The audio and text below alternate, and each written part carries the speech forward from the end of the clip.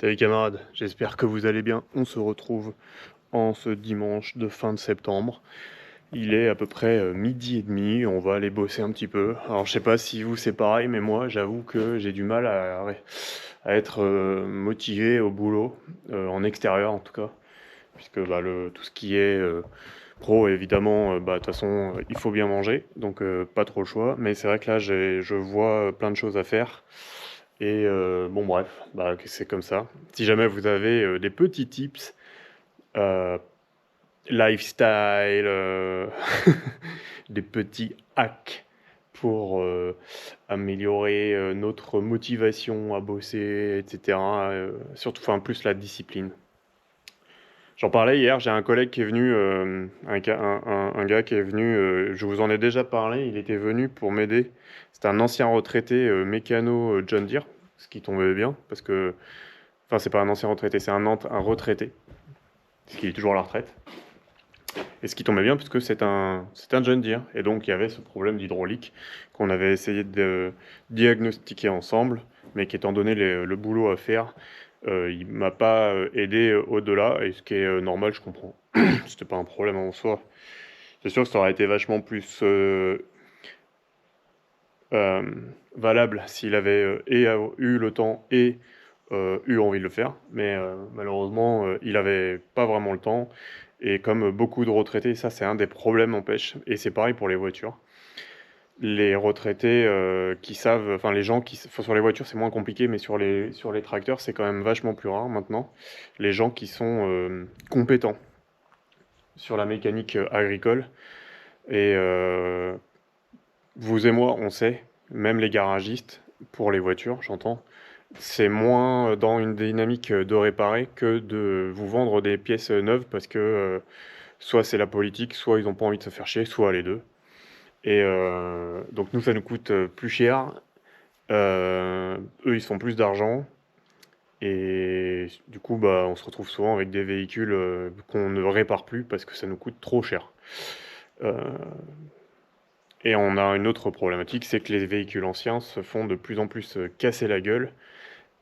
Et d'autant que la capacité des garages, parce que là je vois également, le gars me disait, on a de plus en plus de garages qui ferment, et du coup de petits garages qui ferment. Donc maintenant ça va être que des grosses enseignes, et donc des prix qui vont avec, et surtout des réparations qui vont avec, enfin des ventes qui vont avec, puisque comme je disais, plus les enseignes sont grosses, plus ils vendent des pièces plutôt que ne réparent des pièces.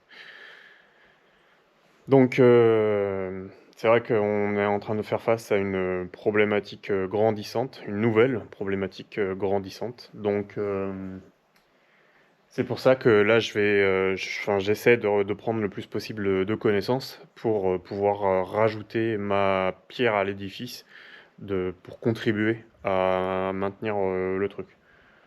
Malheureusement, ça coûte quand même aussi pas mal d'argent quand on part de rien, d'avoir de l'équipement pour faire des réparations et ça.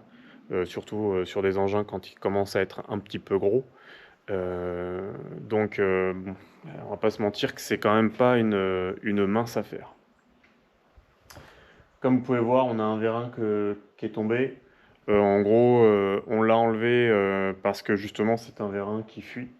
Donc on a démonté, je sais pas comment ça s'appelle, la partie haute ici, qui est là-bas sur l'établi. On a donc enlevé les joints et là j'ai plus qu'à aller dans une boîte qui fait ça. Et pareil, je vais changer je vais le changer comme vous pouvez voir. Alors techniquement le câble est encore bon, le flexible est encore bon, mais le caoutchouc est bouffé. Donc du coup je le garderai en backup si j'ai besoin voilà, genre j'ai une galère, et ben du coup j'aurai toujours celui-là pour remplacer, mais je vais le changer pour pas, voilà. Parce que déjà le vérin est démonté, donc je peux bien tout faire quoi. Donc voilà, on a ces deux choses-là à faire, et puis un jour il faudra que je me bouge le cul pour refaire travailler la signalétique.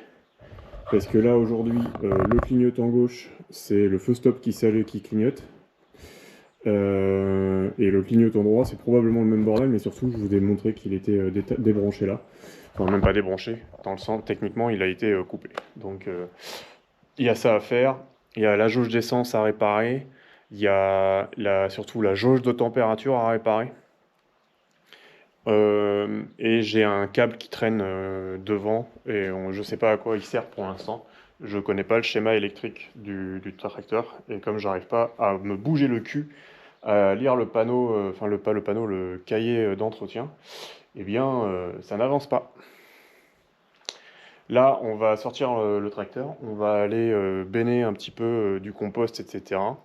Et puis voilà, ce sera déjà une affaire de fête. Enfin, pas du compost, du broyat, pardon.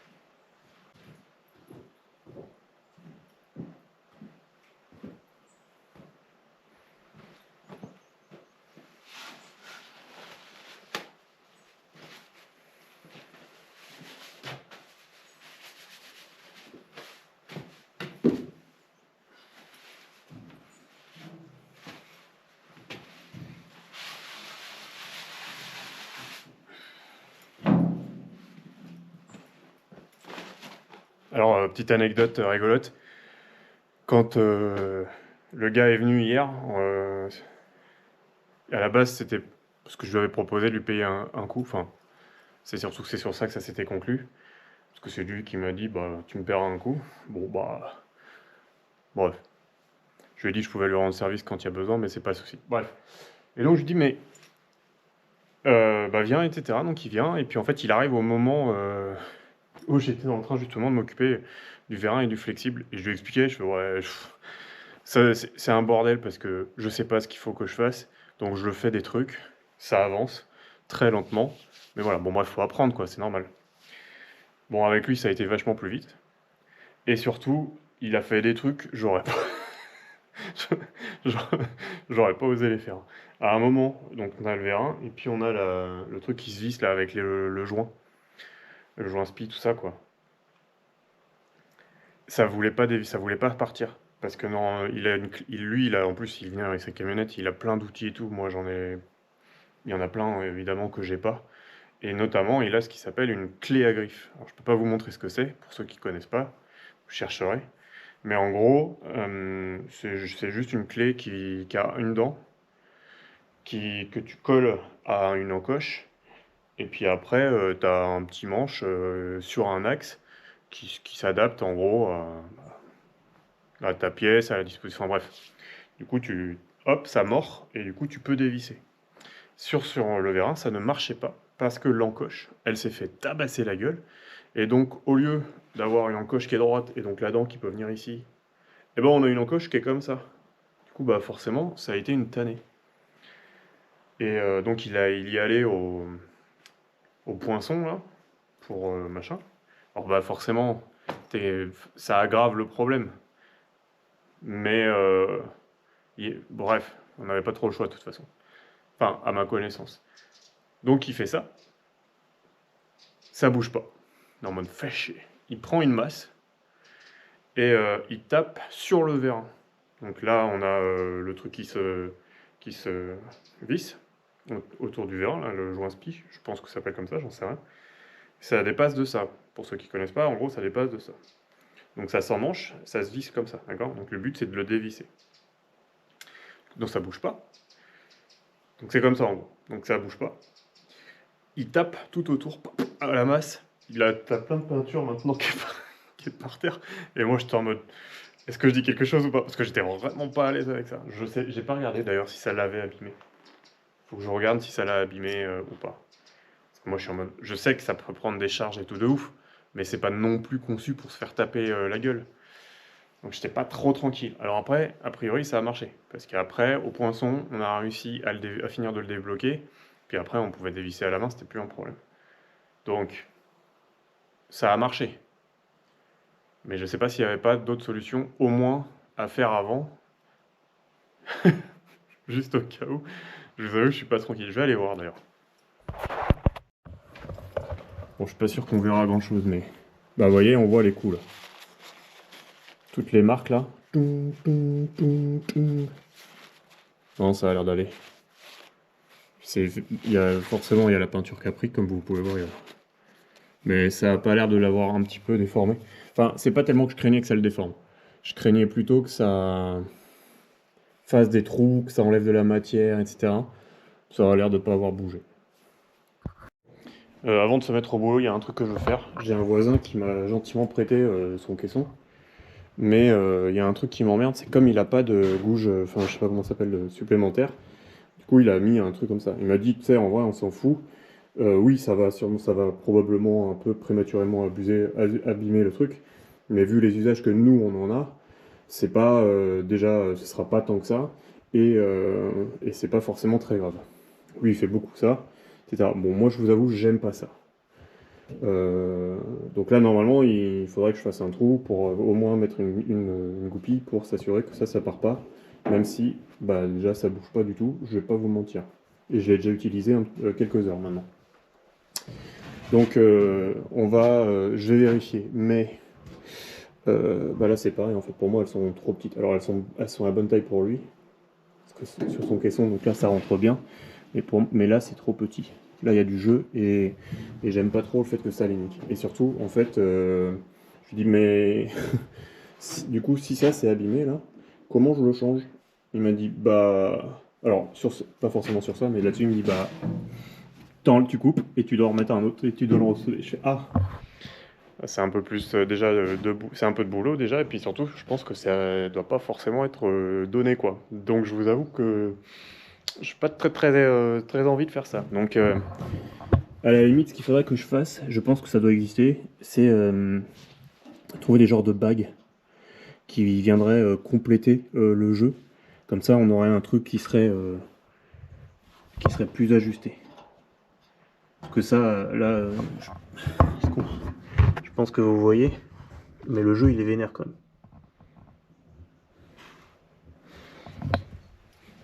même. Donc, je vais enlever ça. Et je vais profiter, en espérant que ça marche, que le chargeur soit démonté, oui c'est ça, pour prendre un du chargeur et espérer que ça rentre. Parce que sinon bah, j'ai rien d'autre et tant pis, on va devoir continuer comme ça en attendant. Et faudra que je prenne les dimensions qui vont bien pour avoir les bons trucs. Pareil, derrière s'il y a des gens qui ont des conseils sur le sujet, je m'étais précipité. Enfin c'est pas tellement que je m'étais précipité, mais je voulais une barre à un trou. Parce qu'il m'avait dit en vrai une barre à un trou c'est trop bien. Moi j'en ai une et je suis trop content. Et effectivement, bon, il y a plein de gens qui ont une barre à trou, pour ceux qui ne connaissent pas, c'est une barre qui va de ici à là-bas, donc sans l'attelage, hein, et qui a des trous. Voilà, donc jusque-là on est d'accord. En fait, à quoi elle sert? Alors les trous, je sais pas. Mais la barre, en gros, vous voyez, elle permet de, plutôt que d'avoir à enquiller les trucs comme ça, à chaque fois, bah, la barre elle est déjà installée, donc vous venez, et la barre en fait elle vient ici, là-dessous. Et après elle s'emmanche, et comme ça, vous êtes tranquille. Ça va super vite, et du coup vous n'avez plus qu'à attacher le troisième point, qui généralement n'est pas celui qui fait chier le plus. Surtout que lui est réglable. Vous voyez, il y a une vis là. Donc là, ça permet de... Alors moi, c'est un système comme ça, mais c'est pas tout le temps comme ça. Mais il y a toujours un système quand même... Enfin, je crois qu'il y en a qui sont fixes, mais c'est vraiment des vieux trucs. Globalement, ça c'est réglable. Et du coup, voilà, franchement, c'est très facile. Donc c'est pour ça que celui-là, c'est pas grave. Par contre, les deux là, si vous n'êtes pas bien aligné comme il faut, etc., ça peut être assez vite chiant. Alors là, ça va, c'est un caisson qui doit faire 200 kg. Donc tu peux le manipuler à la main, je veux dire. Tu peux le déplacer, tu peux le soulever un peu, enfin tu peux le soulever tranquille. Mais ça reste quand même parfois chiant, quoi. Et puis de toute façon, ça prend plus de temps et tout, t'as pas envie de faire ça, donc t'as envie d'autre chose. Donc voilà, donc on va essayer ça. Ah oui, non, pardon, oui, c'est... Donc, j'ai pris une barre à trous. Je suis allé, je sais plus où d'ailleurs, bah, je crois que c'était un Delagré, un truc comme ça. Et je vais voir ce qu'ils ont en barre à trous. Et ils en avaient qu'une. Je me dis, bon, bah ok, bah vas-y, la taille a l'air assez bonne. Donc je la prends. Et malheureusement, le tracteur devait partir à ce moment-là. Donc je la prends. Hop. Donc ça, c'est la fameuse barre à trous. Comme on peut voir, la taille est bonne, je pense. Elle va bien d'un côté à l'autre, donc jusque-là, ça va. Mais vous voyez bien que ça, c'est quand même aussi gros que ça. Et c'est déjà, et ça, on a bien vu, c'est trop petit. Donc là, en gros, pareil, on va avoir du jeu. Et on veut pas. Et du coup, j'ai deux problèmes avec ça. Un, bah, j'ai le problème d'usure prématurée des yeux des bras de relevage, qui m'emmerdent. Ça, j'ai pas envie, je vous le disais. Et la deuxième chose, c'est qu'en fait, j'ai découvert, donc, on m'a expliqué, en fait, les barres d'attelage, elles sont par catégorie. Là, en l'occurrence, donc, c'est une catégorie 1. Et donc, le diamètre, c'est ça qui est des tiges, c'est ça qui décide quelle est la catégorie. Enfin, la catégorie définit plutôt le diamètre des tiges. Et donc, il y a, je crois, 3 catégories. Et du coup, bah, moi, j'ai catégorie 1. Alors, du coup, je sais pas exactement quelles sont les limites également en termes de ce que je vais pouvoir porter avec. Bon, en vrai, je devrais pas avoir de problème. C'est-à-dire que je pense, en tout cas aujourd'hui, il n'y a pas de plan supplémentaire. C'est un caisson comme ça que je vais porter tout le temps, avec une barre à trous. Après, je sais même pas quels autres types d'attelage se portent avec une barre à trous. Euh, Ça, je saurais pas vous dire. J'ai pas de connaissance, j'ai pas la connaissance qu'il faut pour ça. Donc, je me dis, ça devrait pas être un problème. Donc, on va quand même utiliser cette barre à trous parce que ça coûte quand même peut-être bien 80 € cette connerie. Et j'ai appris tellement tard en fait qu'elle était pas adaptée. Et surtout pourquoi et qu'est-ce qu'il fallait que je sache à ce moment-là. Voilà, bref. En vrai, j'aurais posé la question en magasin si j'avais su qu'il y en avait différents types. Et voilà. Mais le problème, c'est que bah, je savais même pas qu'il y avait différents types. Voilà, je découvre. Voilà, je débarque complètement. Bon, tant pis. Qu'est-ce que vous voulez, on fait ce qu'on peut, hein. Donc, on va juste essayer de voir ce qui existe comme solution pour mettre des genres de bagues pour permettre l'usage de cette barre à trous sans abîmer prématurément les yeux de nos points. Ok, bon, et d'accord. Et d'ailleurs, si jamais vous avez des infos, bah partagez, hein, comme d'hab, moi je suis là pour apprendre quand je sais pas.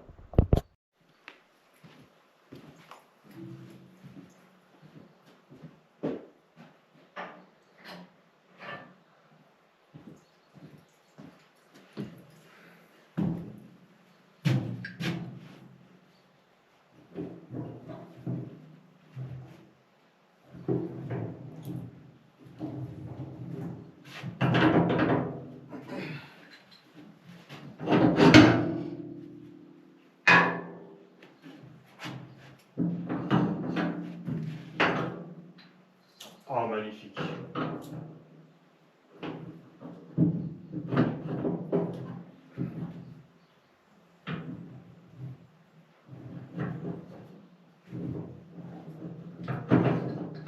Oh, c'est beau ça.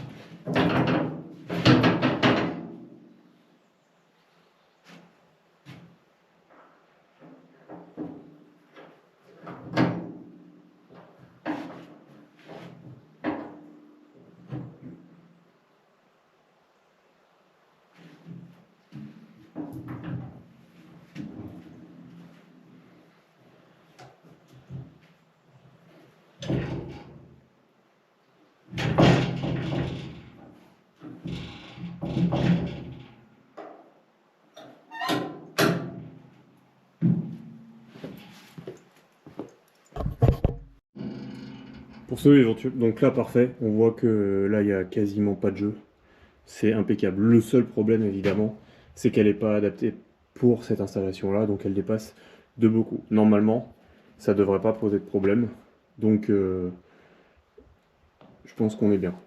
Pour ceux qui se demandent, bon il y en a qui doivent connaître, mais cette ficelle là, alors vous inquiétez pas, c'est pas tendu comme vous pouvez voir. Donc là j'abîme pas, et là de toute façon ça c'est le plus loin, elle n'ira jamais plus loin que ça. Mais donc pour ceux qui ne connaissent pas, c'est une manette qui permet de décrocher un petit... Attends, je vais vous montrer plutôt par là. Qui permet de remonter ce truc-là. Et vous voyez, là en fait, elle se sert dans un trou. Là. Et du coup, ça fait que quand vous levez la benne, et bah du coup, le point là ne retient plus le haut là. Et donc, ça fait qu'elle benne en fait. C'est-à-dire que les bras se lèvent. Mais comme lui ne retient pas le haut, bah en fait, le bas là, il va rester. Et donc, quand elle va monter, il n'y a que le cul qui va monter. Et du coup, c'est comme si vous baignez. Le problème avec ça, c'est que sur des plus petits tracteurs, pourquoi pas. Mais là, quand tu es assis là, la barre est quand même vachement... Alors mon collègue, là, et mon voisin qui me prête ça, lui, son tracteur, il est un poil plus petit, du coup, il arrivait à atteindre de là, il arrivait à atteindre ici et à tirer. Bah moi je peux pas, enfin vous voyez, je sais pas si vous vous rendez compte de la distance, mais il y a plus d'un mètre facile. Donc voilà, et donc de toute façon même lui, c'est même la sienne d'ailleurs, la corde c'est à lui. Hein. Il m'a dit bah moi maintenant j'ai plus le même âge, bon, en vrai il a quoi, il a même pas 50 ans, bref. Mais du coup il m'a dit du coup, je fais plus, enfin, j'ai plus la jeunesse pour faire ça.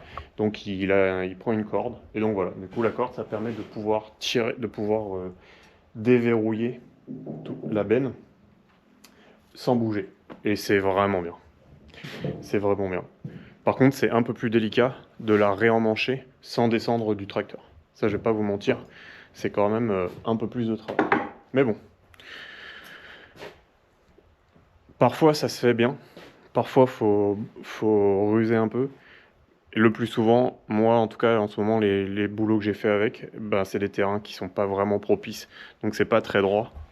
Et du coup, ce qui se passe, c'est que si vous n'êtes pas aligné, là en gros, vous avez un petit bec, enfin bref. En fait, la plupart du temps, c'est pas aligné, donc ça, c'est soit trop à gauche, soit trop à droite. Et du coup, bah, c'est mort. Donc tu es obligé de descendre. Soit c'est de ce côté-là, et tu es content parce que du coup, tu peux tirer par là, et ça bouge tout seul. Soit ça, c'est de ce côté-là. Et bah du coup, je viens là, je prends la benne et je la soulève. Et puis je la cale comme je peux. Le problème avec ça, c'est que parfois, ça, si c'est trop bas, ou si c'est trop levé, et ben je peux pas faire assez de force pour pousser. Parce que normalement, en fait, comme le bec là, vous le voyez pas, est-ce que je peux vous le montrer pour ceux qui connaissent pas? Je pense pas que je vais pouvoir. Parce que je suis dessus. Ouais. Tant pis, bref. En gros, c'est comme une porte. Il y a un côté, ça bouge pas, et un autre côté, tu as une pente. Comme ça, quand ça vient s'insérer, la pente soulève doucement le ressort, le goujon qui est à l'intérieur. Et du coup, jusqu'à ce que ça arrive, le goujon arrive dans l'encoche. Et dans ce cas-là, quand ça arrive, du coup, le goujon, il fait... Et quand on arrive dans le trou, il fait... Voilà. D'ailleurs, là, vous voyez, là, il est pas dedans. Là. Il est au-dessus, mais il est pas dedans. C'est pour ça qu'il bouge. Si ça va, il ne sert plus à rien. Et justement, ça, c'est un des problèmes parfois. C'est que du coup, s'il est trop bas, bah en fait, il redescend pas. Là, il redescendra pas tout seul. D'ailleurs, ouais, je le touche pas là, il redescend pas. Donc quand tu es là en train de soulever les 200 kilos, là, c'est compliqué quand même. Donc c'est plein de petits trucs comme ça qu'il faut avoir en tête. Et là, vous voyez, il bouge pas. On va falloir que je vienne ici et que je soulève. Qu'est-ce qu'on fait pas pour expliquer les choses? Non, dans les faits, en vrai, c'est juste que... Bon, j'ai pas d'audience. Mais comme d'hab, je sais qu'il y en a, alors il y en a beaucoup qui critiquent, enfin non, pas du tout. Il y en a qui critiquent le fait que je fasse des vidéos pour me faire mousser, je sais pas quoi. Bon bref, les gens ils font bien ce qu'ils veulent, ils disent bien ce qu'ils veulent, mais dans les faits, c'est juste que je fais de mon mieux en fait, hein. Et si je peux faire ce que je fais là, et ben voilà, je le fais. Là en l'occurrence, je partage des petites, soit des tips, soit des infos, soit des trucs comme ça que je n'avais pas moi avant. Et voilà, je contribue à essayer de partager, des petites connaissances et à mesure qu'elles se développent, bah, forcément, elles se complexifient. Alors bien sûr, en mécanique ou en trucs agricoles, machin, bon, bah, elles sont extrêmement basiques, on est d'accord, mais tout le monde n'a pas un tracteur.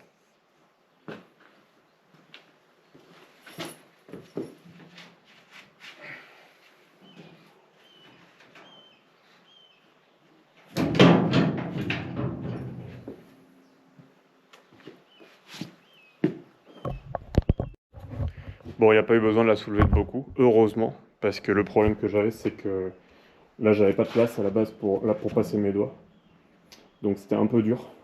Donc j'avais un peu de place par là, mais du coup, bah, j'étais désaxé, parce que j'étais à droite de l'axe. Donc il y avait beaucoup de poids à partir par là. Mais comme elle était déjà emmanchée, j'avais vraiment juste à pousser suffisamment pour que, vous voyez, bah, le truc s'engage tout seul, quoi. On a un petit, en fait, il y a un petit ressort là. Enfin, je pense que c'est un bon ressort, là. Donc c'est pour ça qu'il rentre tout seul et qu'il tient surtout. Allez, on va aller voir le chantier ensemble.